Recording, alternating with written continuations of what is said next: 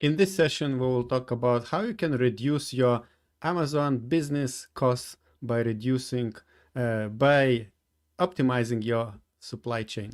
We will have two great experts for this session. It will be Burak Yolga from ForceGet and Steven Selikov from Product Development Academy. And they both have a lot of experience in working with China and shipping products from different parts of the world and developing the products. So we'll talk with them very, very soon. Before that, I want to mention that this session is part of the SellerFest Online virtual event, in which we invited 24 Amazon experts. And this session and the event is sponsored by 5 great companies. The first one is VAA Philippines. They provide expert virtual assistant services for e-commerce sellers. AdSpert is an AI-powered Amazon ads optimization tool. AMZ One Step is an Amazon creatives agency that helps brands to grow by creating product photos, videos, and content. TrueOps provide affordable and comprehensive Amazon reimbursement services. And last but not least, Hero Fulfillment specializes in stress-free fulfillment and warehousing in Europe. And thanks to these companies, you will find their links and offers below in the description. And now let's get our experts on the stage. Hello, Burak. Hello, Steven. Hello.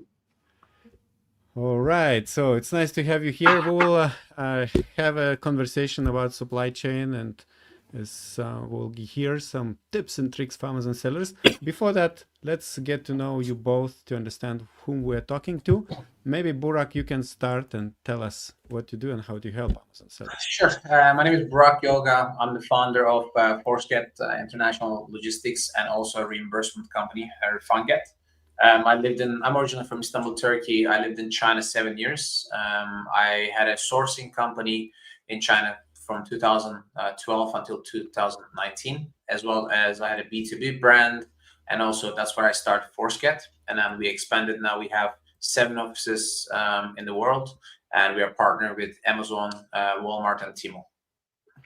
All right. And Steven. Oh gosh, I've been doing this for over 2 decades, which makes me feel pretty old. I started selling to retailers in 2001, to Amazon 2005, and I started negotiating with China and Japan when I was at Microsoft. I was there for 14 years and eventually became global business manager for Microsoft worldwide retail sales and marketing. So I have the experience of seeing this at the entrepreneur level, wondering if I'm going to eat ramen the next day, and at the large enterprise level, running a $7.35 billion division. And shipping, logistics, supply chain is the commonality through it all. So I'm excited to talk today. Yes, amazing. And we have a few questions for you both. So, of course, we are now in 2024 autumn, and one of the biggest events was Donald Trump's election. 4 years ago, there were some issues for e-commerce sellers with different extra fees for importing goods from China. So maybe, Steven, you can give us a little bit an overview. What do you think might happen now next year when Donald Trump gets into the office? Well, I think there's 3 things people need to be thinking about. Number 1 is the tariffs. There's not a lot we can do about the tariffs other than making sure that when you source, you're sourcing with good margins, or source outside of China, which Burak's going to be talking about a little bit. The second thing to be thinking about is the fact that on the northeast of the United States, there was a dock workers strike that was put on pause. Should be back to the negotiating table in January. And we know that Trump is a lot harder on unions than Biden was. So hopefully that's either going to be over very fast, or it might take a long time, and we can expect some congestion and higher prices for that. And the third one, people don't think about that much, but Donald Trump hates DDP shipping. DDP is full of scams. And one of the things that he did right after taking office was that he changed the penalties that shippers and people who are importing, like all of us, penalties went from a penalty to include a criminal penalty where suddenly people were at threat of going to prison. So we know that he already hates DDP. He hates the scams that are going on with DDP. And let's see what's going to do about getting harsher on that. All right. Do you think anything can change in terms of shipping, Burak? I mean, yeah. So as Steven mentioned, things are changing, and every business needs to evolve. Every business needs to improve. I like, as Warren Buffett says, do not put all your eggs in the same basket. So you shouldn't use only one factory. You should have multiple factories. Even if you only source from China, now probably you shouldn't be sourcing from one country. You should be sourcing from multiple countries. If you want to be successful, especially in China, last 10 years, what we saw is sellers from China, they dominated the market. I had a lot of friends, we had a lot of customers who develop the product or start selling products on Amazon, and then the factories see that it's selling a lot there, so they start entering themselves. They increase the sellers' prices. So that's like a different part of the story, I think. And especially we talk about FBA, Amazon sellers. Right now, what we see is Amazon brands. Amazon wants to change the business. They want to brush off the smaller brands, non-brand products from Amazon. They even launched the new website called Amazon Hall. So they kind of want to, push those smaller, less than $200 product to that marketplace, and they want to become a little bit more premium market, I guess.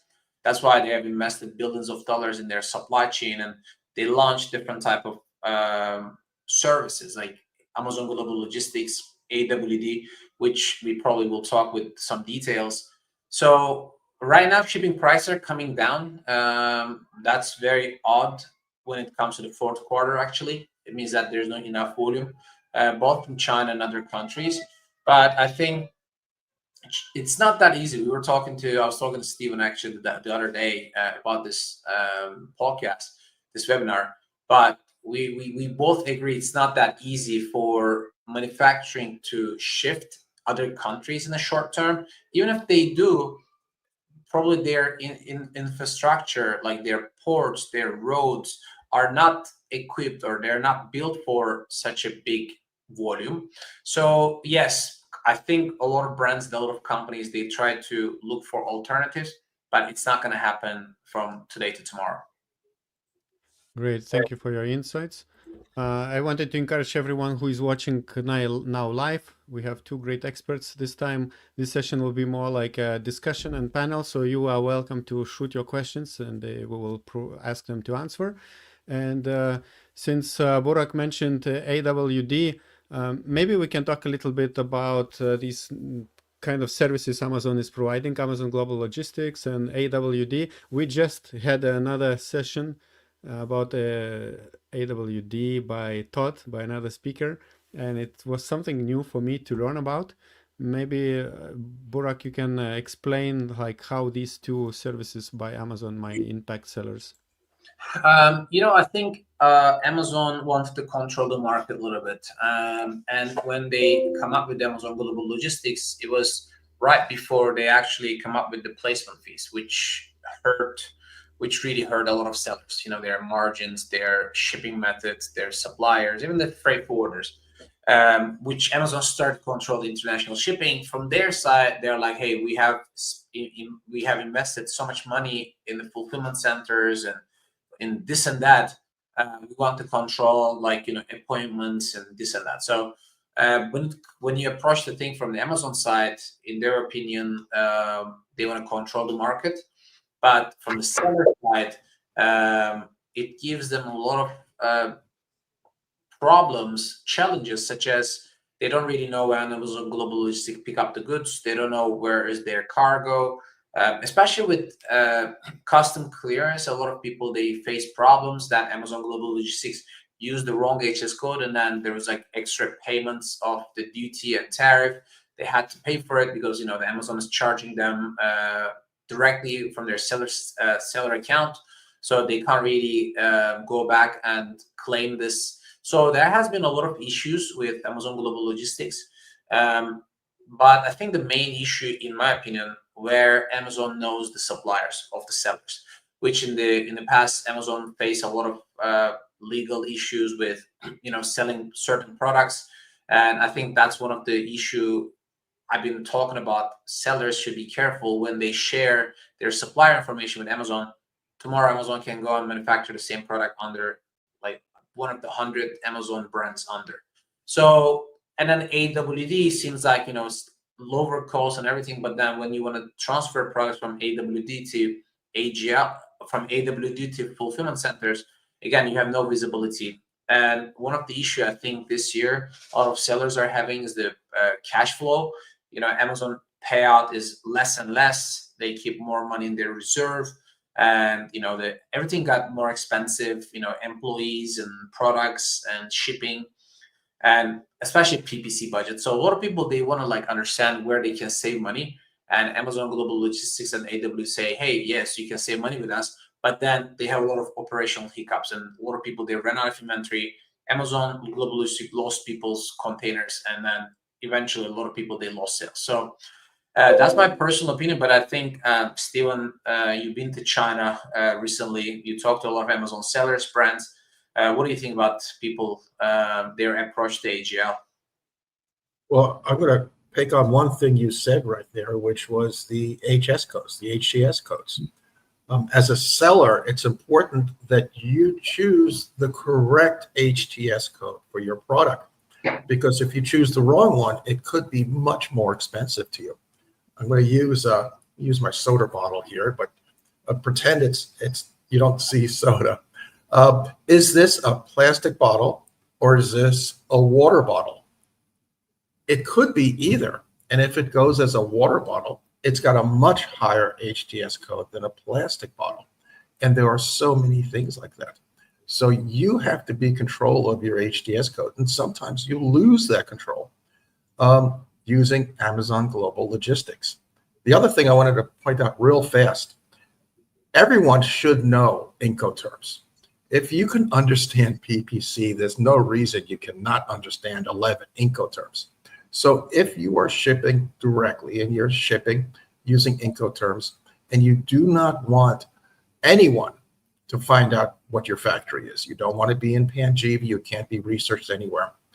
Instead of shipping FOB, ship FAS. It's the exact same thing. It's deliver it to the port and everything else. The difference is with FAS, free alongside ship, there's no record of your factory. Costs exactly the same. The only difference is 3 different letters. So there's a quick takeaway there. If you're looking to prevent people from finding out where you're shipping, ship FAS, Frank Albert Sinatra. All right, thank you for the tips. I see Sebastian is asking, what are the most significant trends expected to shape supply chain management in 2025, and how should business prepare to address these changes? I think we're going to keep seeing delays with the actual departure arrival dates and the price fluctuation. But I think one of the important things is the country of origin, where you source. A lot of people now, they kind of want to move their production, or at least partially, like 30%, 40% from China to Vietnam. But then a lot of factories from China already moved their production from China to Vietnam. So they will be producing maybe 60% of their products in China and then the 40% in Vietnam. You really would not know whether the product they're shipping out from Vietnam is made in Vietnam or it's made in China, shipped to Vietnam, they change the origin and they ship out. So it's very tricky, actually. All you need to do is obviously like trusting the suppliers. But I think in person inspection or hiring an inspection company, understanding the origin of the country, origin of the products is very important. And this is from the buying side, production side, but also from the selling side, also supply chain has a big impact, such as, Temu is entering the US market for the low-end products. A lot of I was actually in a retail event in Chicago 1 month ago. It's called Shop Talk, and they were talking about the trends where the 2025 companies want to invest, and 32% of the companies, they want to invest in D2C. It means that they want to improve, they want to increase their sales from their website directly. Why? Because they don't pay that much fees. Number two, they have the customer data. They want to expand new products. They can easily retarget those customers. So a lot of companies, they're trying to invest money and grow their own customer database. So I think it's a very full picture right now when we look at this. Not just one particular place you can improve, but I think you need to look at the really big picture. All right. And Can I jump in there? Yes, of course. Okay, I see one big change that's going to happen in 2025. Probably not until late 2025, but we can expect big changes going on with the de minimis rule. That's Section 321. That's the rule that allows people to bring things in under $800. Barak and I were just talking about this the other day. This is an easy to fix loophole, except because we just went through an election, neither political party wanted to have a win, so they both kind of kept the others from doing anything.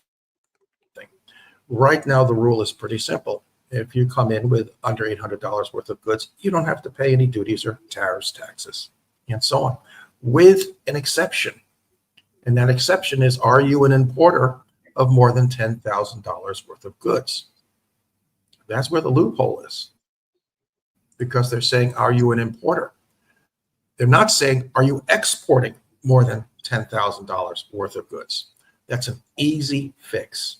So we should be able to expect that to be fixed sometime during 2025.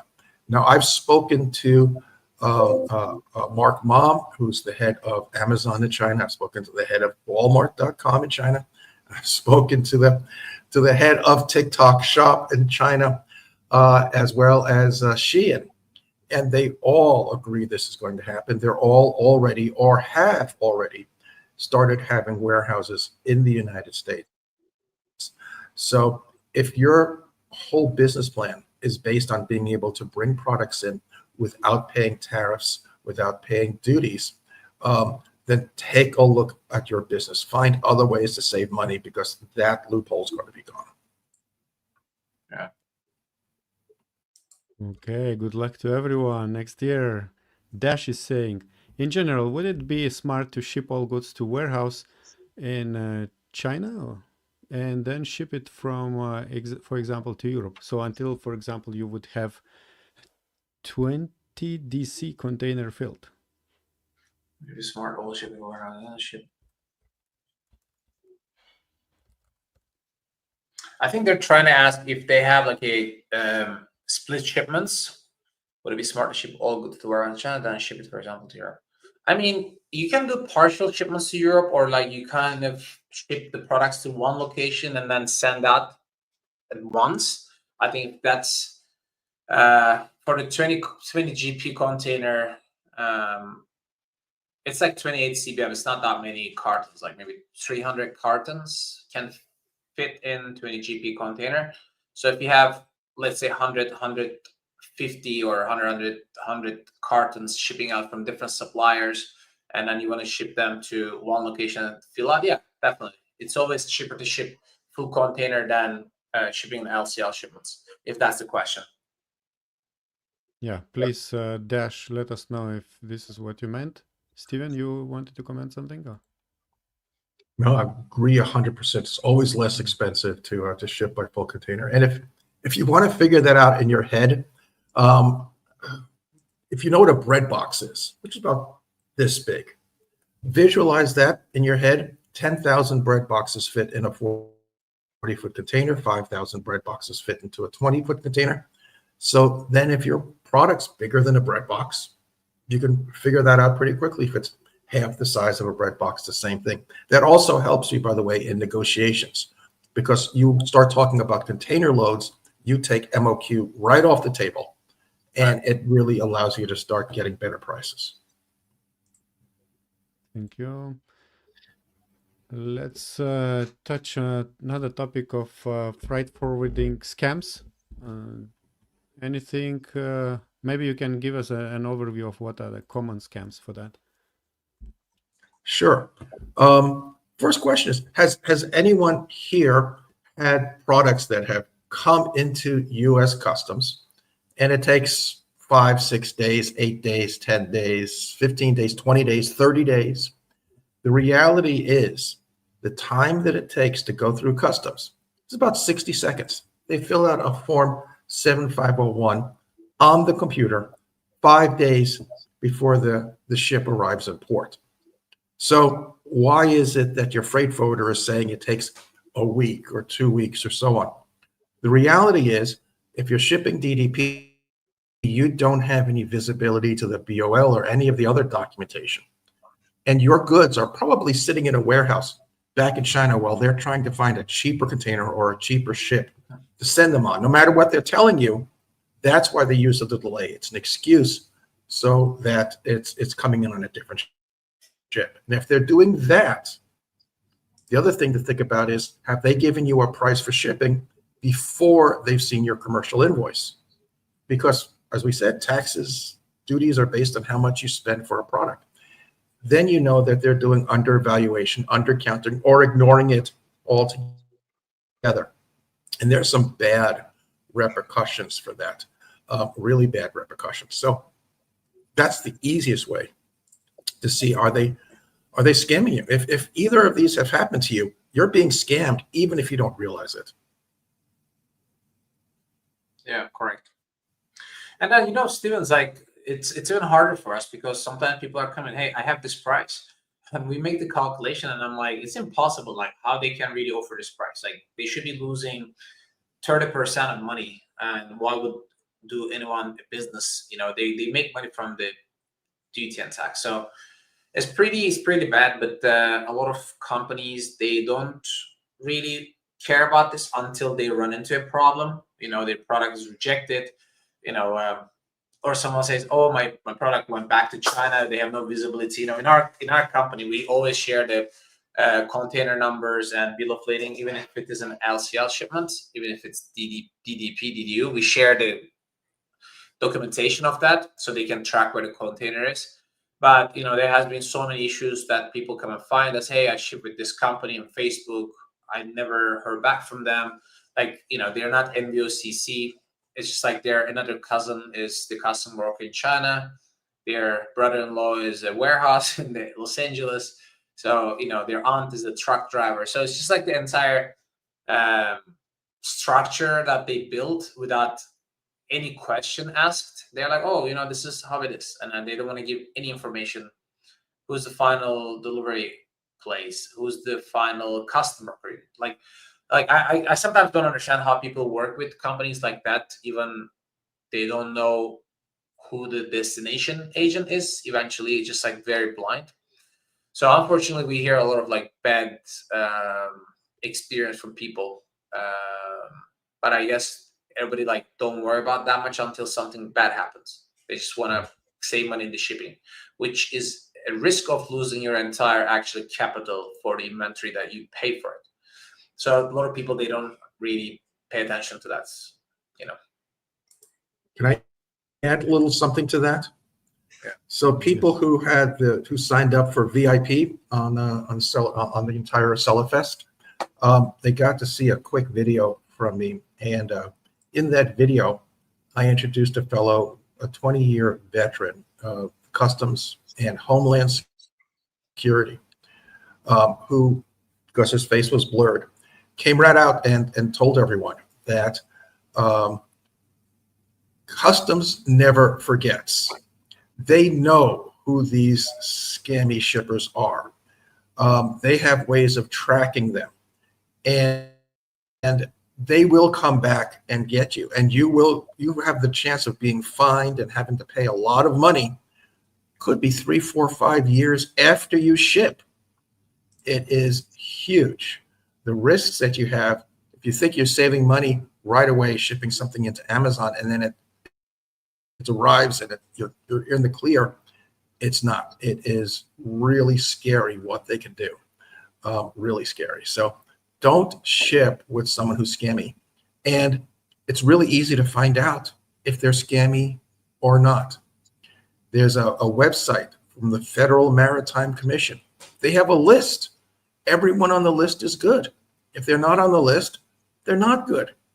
And if you're still questioning, call up customs.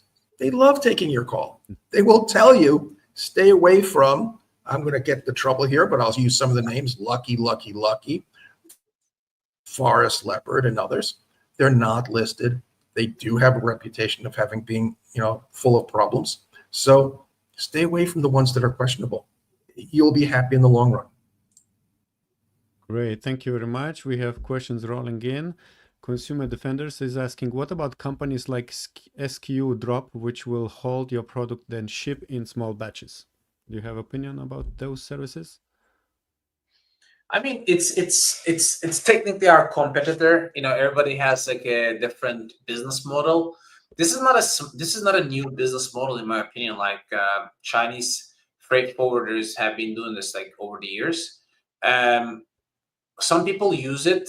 I don't understand the logic of that, because generally, if I will keep a product in China and then ship it smaller batch, I would prefer to talk to my supplier, keep my products in their warehouse, not even pay for the balance, and then I pay partial balance and then ship out smaller batch. So I'm sure it has great advantages, but I think this is not a new business model. Like, this is not something new that people discover. I'm sure, Steven, you know that when you order product from suppliers in China, you can basically say, hey, I want to pay you 10-15% deposit, let's say 20 max, and then when you finish the goods, I'll come and inspect, and then I want to ship 30% of the goods. I'll pay you the 30% of the actual what you produced.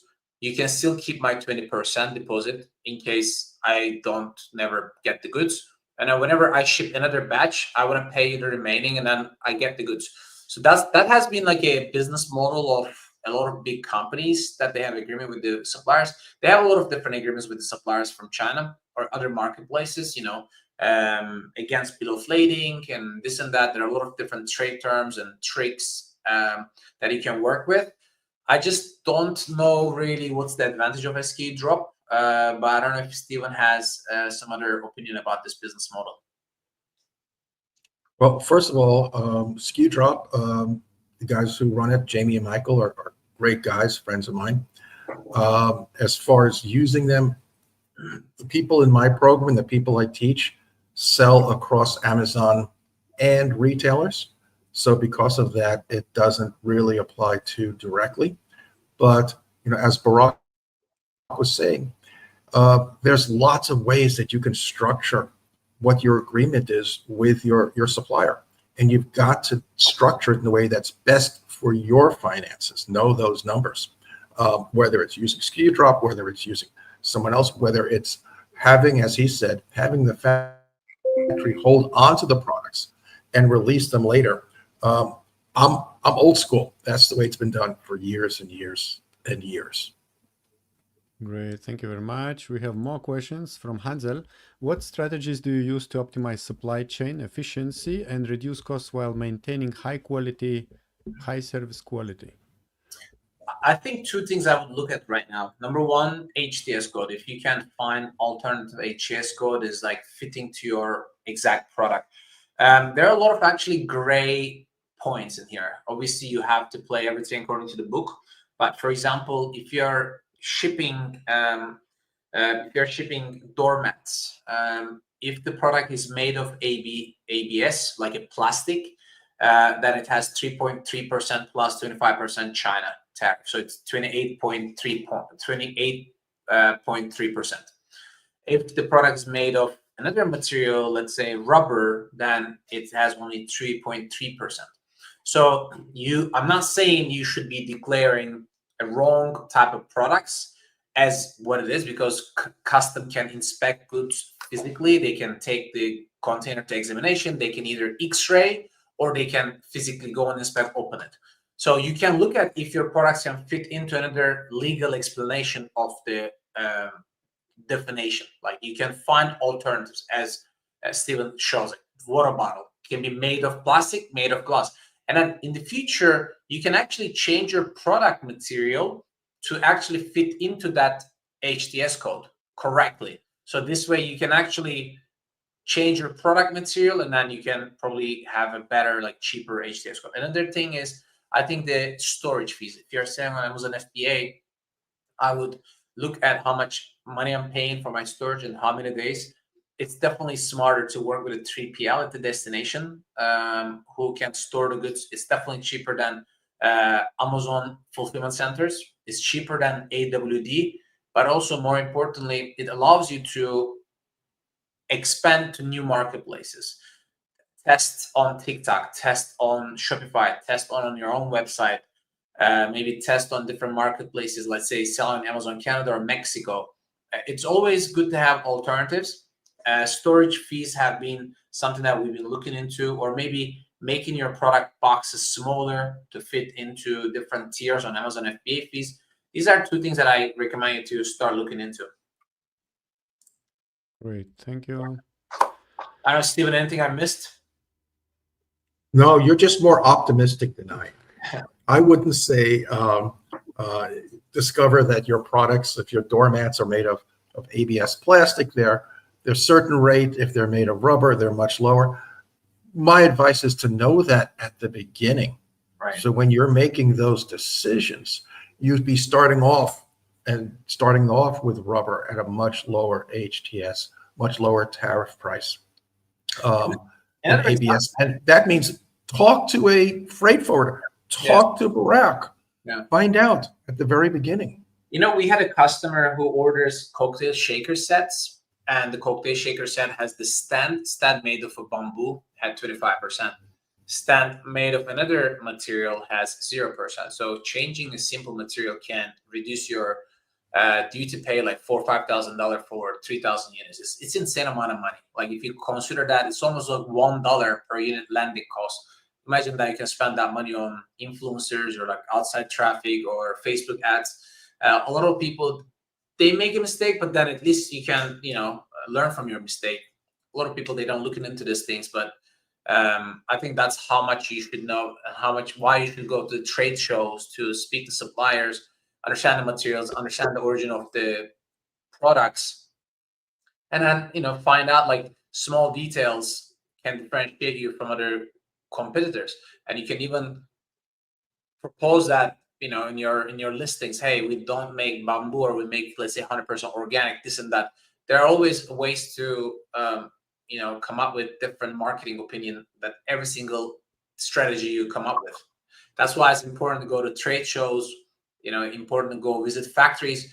I remember one time I went to a factory in China that they had this showroom with 20 different box samples. And I saw this box that cost $3, had a great magnet opening, and I felt it like super thick, super like heavy. And I was like, wow, this box feels really great. The product was like $7. We were selling that product on retail, and we purchased $3 worth of box. And my customers' sales increased 60% just because people take the product, they don't look, they take the box, they don't look at inside the product. They're like, wow, this is great. And then they just like pay $3 for a box, which is insane. 20 RMB in China can worth of a lot of money as an even product.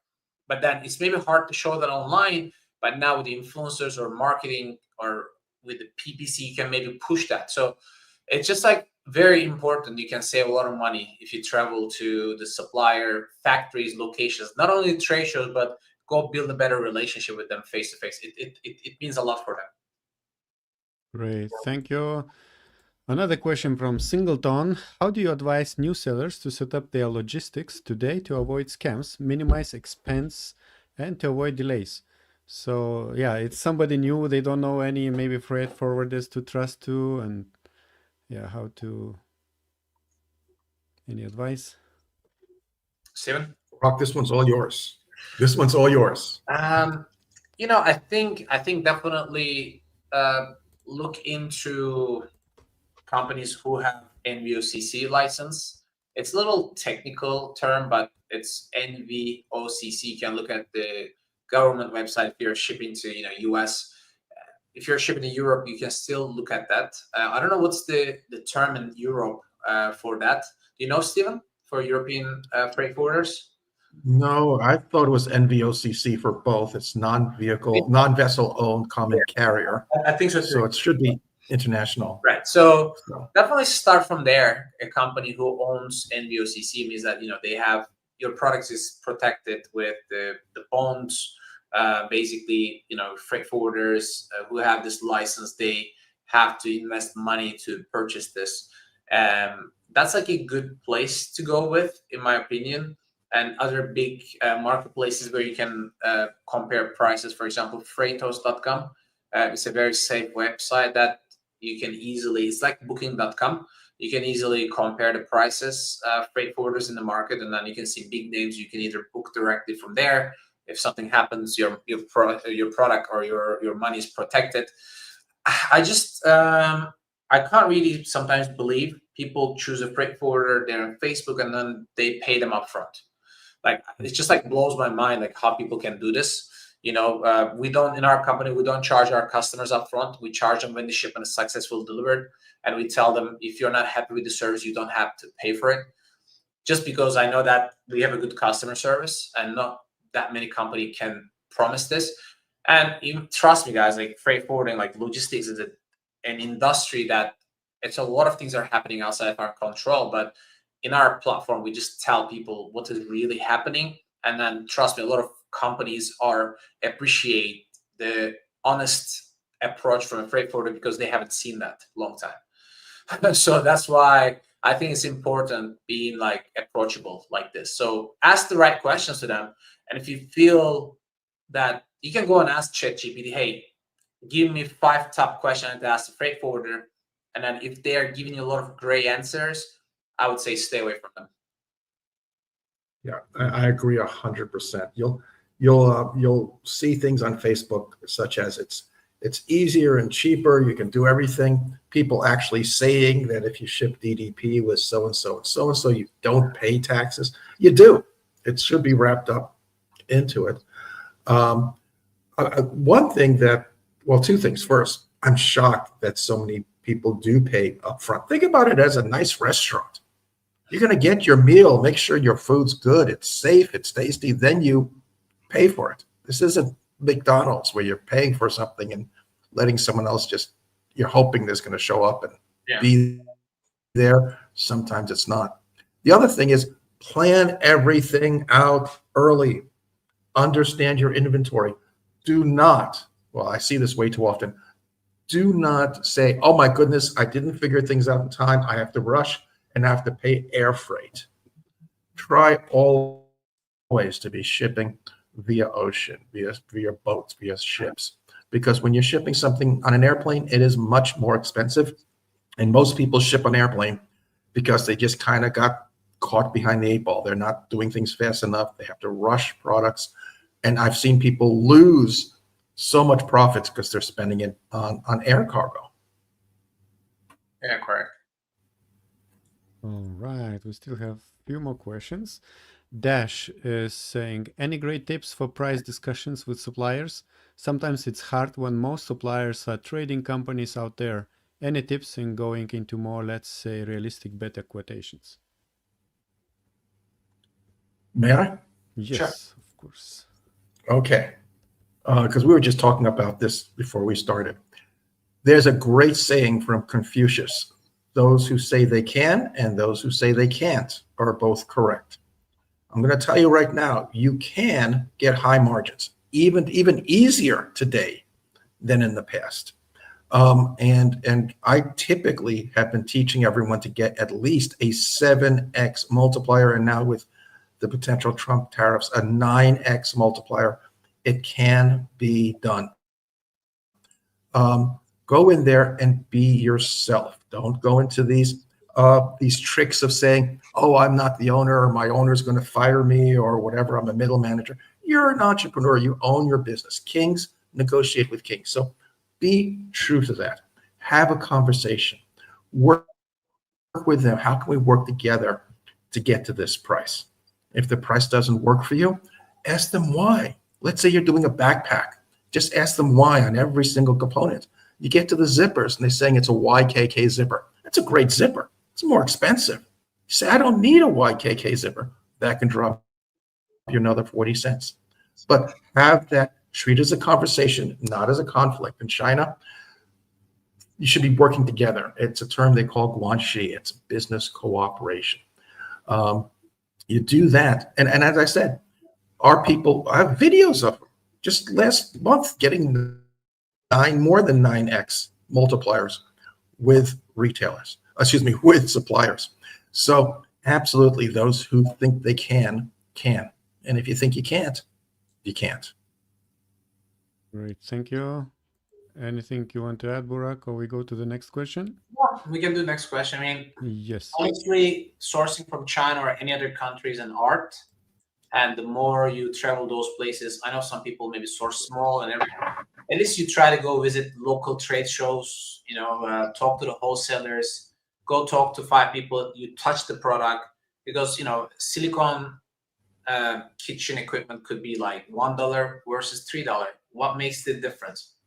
Production, the size of the manufacturer, the silicone quality. There are so many different type of qualities. Without going and seeing it, it's just like so hard. I think the best thing to do is really go and touch the product, trade shows, if you take the business serious.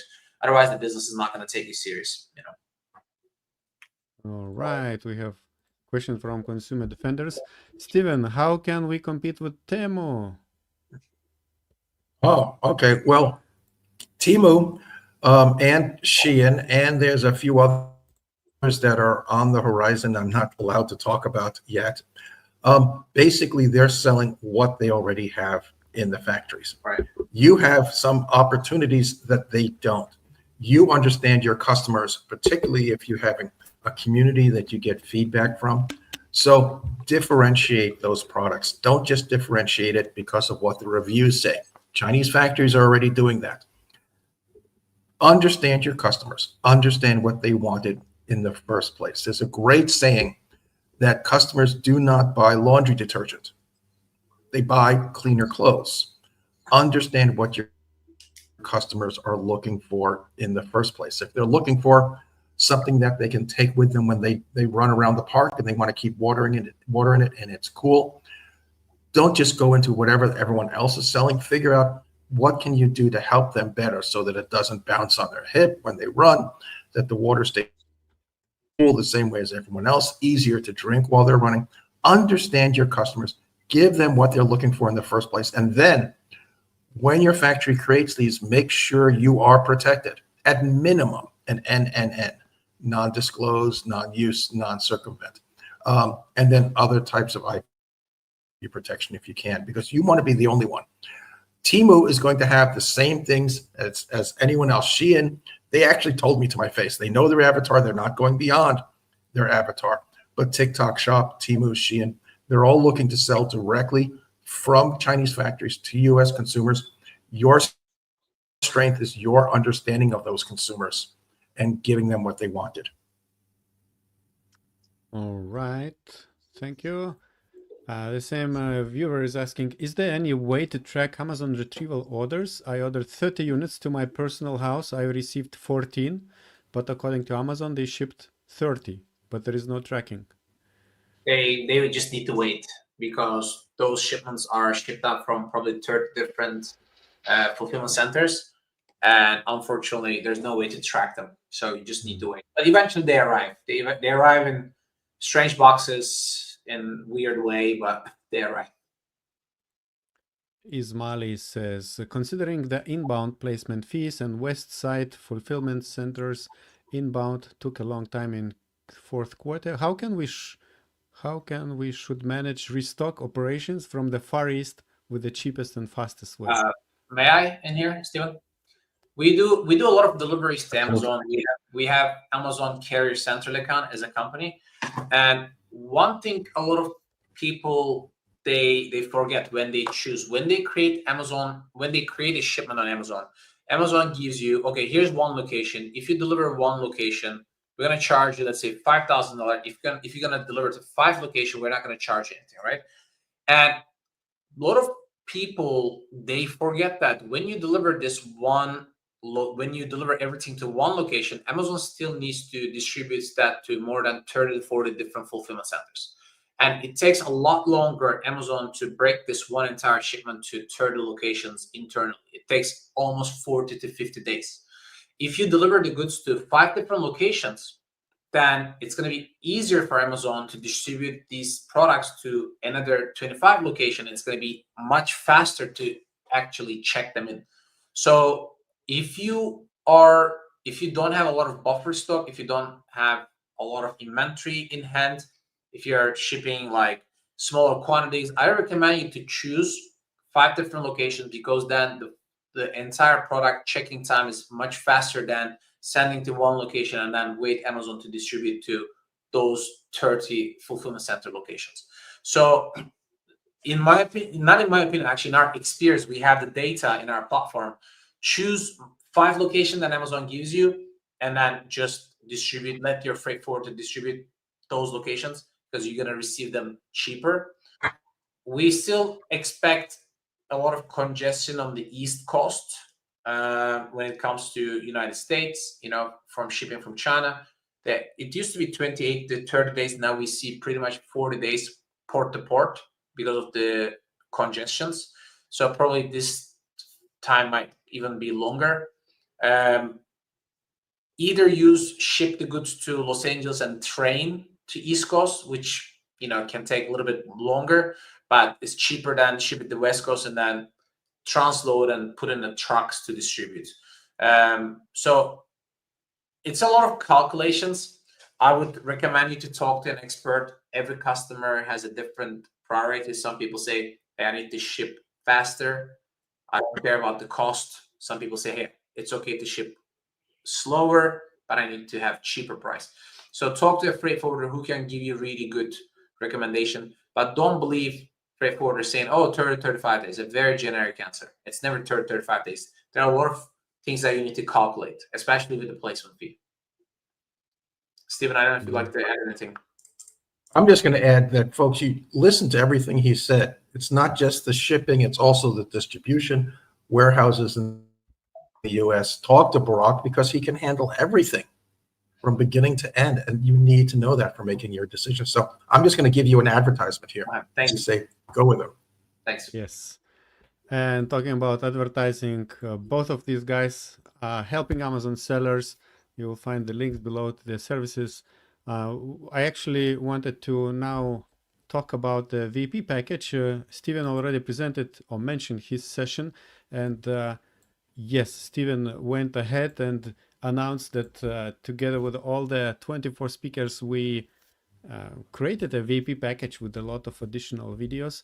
And if you find the link below in the description and sign up for this package, you will get access to 24 additional videos from all the speakers of this event. It's PPC, additional PPC strategies, templates, additional tips how you can save money. There is a session by Steven, which he presented already. And Burak, what was your session about? Actually, we offer free HTS code audit if people want to contact us.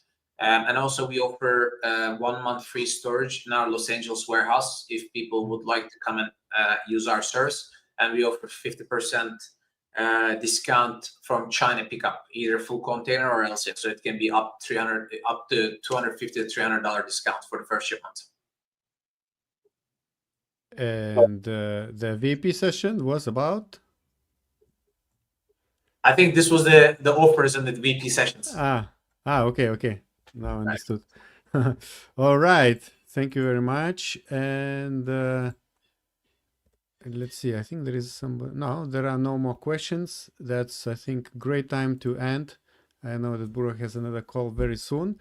And one more time about, how you help sellers. So maybe, Steven, I will show your website so we can have a visual representation of your expertise. So Excellent. here's the website. So what I do is I help Amazon sellers expand. So you're selling across all of retail, wherever customers want to buy. And one of the things that people have been talking a lot about recently is the China trip. I bring people to China, and we teach them how to negotiate. We teach them how to basically bring prices down by a half or more, just by being able to build that cooperation, that guanxi with their suppliers. But if you have an interesting idea, you don't know how to get into the shelf, or you want to take your idea and put it into retail, let me know, and we'll chat about it. If it's something I can help you with, great. If it's something I can give you some advice on real quickly, it's a fabulous phone call as well. So just let me know. You can go out to the site and just click a thing, says you have questions, and we'll talk. Yeah, cool. Thank you very much. And Burak, I will show ForceGet website. Right.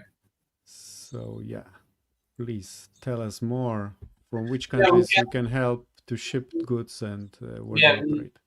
We can ship out goods from every country in the world to any country. We have local connections in 190 countries. We are NVOCC, International Logistic Company, as well as we are WCA member. We can offer great pricing, technology to track the shipments, free consultancies. We have a lot of actually cool, if you can come to the pricing and calculation, we have a lot of cool calculators, like how many cartons can fit in the pallets, the containers. There are a lot of like tools that you can use in our platform. You can also use direct instant code for the truck shipments. If you want to ship LTL or FTL to Amazon FBA, we can help you with that. So if you want to book a truck instantly, we can do that. So pretty much everything when it comes to international shipments, fulfillments, returns, reimbursement, we can do for the Amazon sellers and e-commerce sellers. All right, thank you very much. And yeah, that's it. Thank you very much, guys, for your time. It was a nice session, and good luck in your business. Bye-bye. Take care. Thank you. And now I would like to invite you to watch other video where you will learn about possibilities to source your products from few other countries other than China, like Vietnam, USA, Turkey, India, and some countries in Europe. So check this out.